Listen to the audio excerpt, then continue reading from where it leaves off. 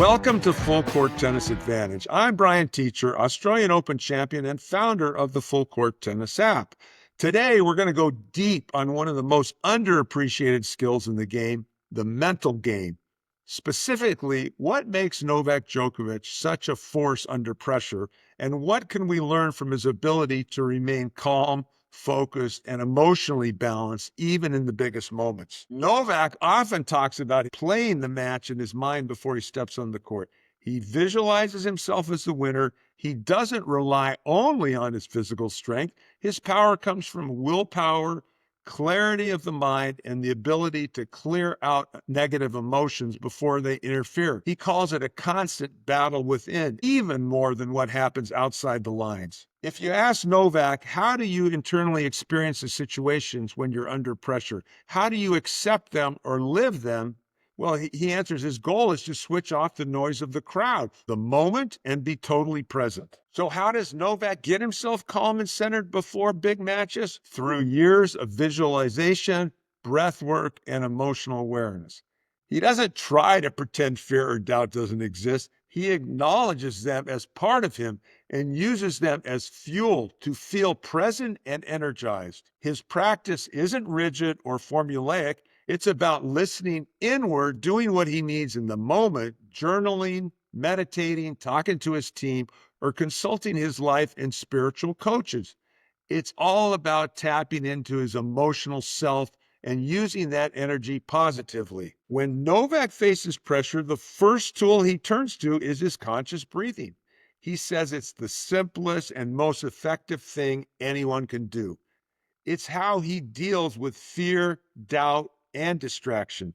He doesn't try to suppress emotion. He accepts them, breathes through them, and shifts focus back to his strategy. This is how he's able to stay joyful and present even during adversity, not by shutting down his emotions, but by welcoming them, observing them, and moving forward anyway. Novak credits his ability to overcome challenges to years of deliberate inner work. He's addressed past traumas, setbacks, and emotional blocks, and he reminds himself of his purpose, that he's on the court for a reason and that he belongs there. In his words, the harder the moment, the more you have to remind yourself, self-belief and mental endurance are like any other muscle, built over time through honest reflection, adversity, and consistency. When I was on the tour playing the Australian Open in 1980, I was going through a real personal crisis. My wife and I had broken up right after I lost in the finals of the Sydney Grass Court event, which was 3 days before the Aussie Open was to begin. And I remember I was so emotionally shaken, to say the least, that I packed my bags and I withdrew from the tournament.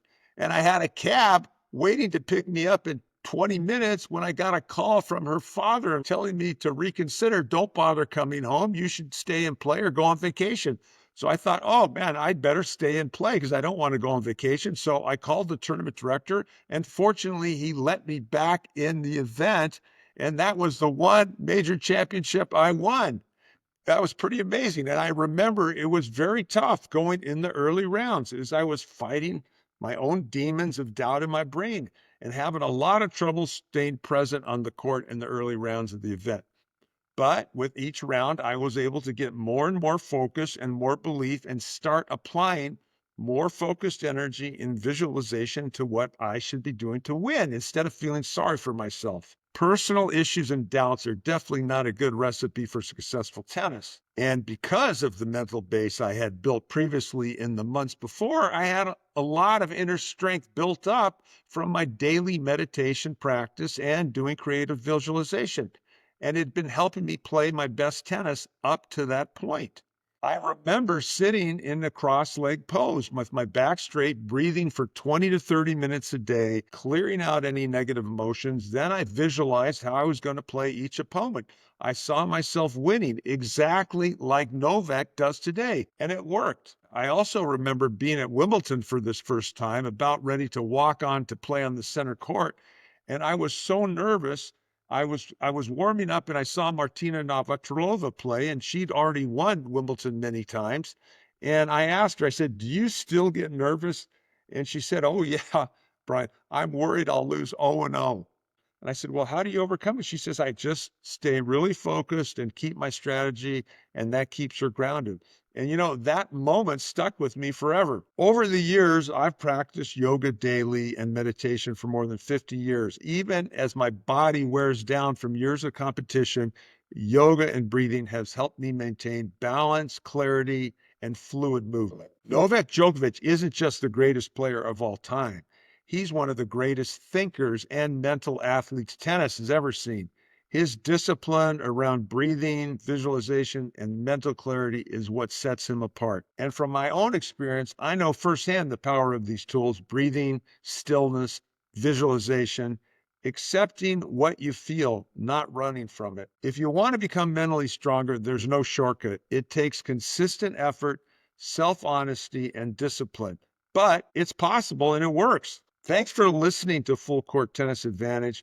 I'm Brian Teacher. Be sure to download the Full Court Tennis app, where you can interact with some of the world's best coaches on the Full Court feed, and even hire a coach for a personalized stroke or match analysis. Let's take your game to the next level, and I'll see you on Full Court Tennis.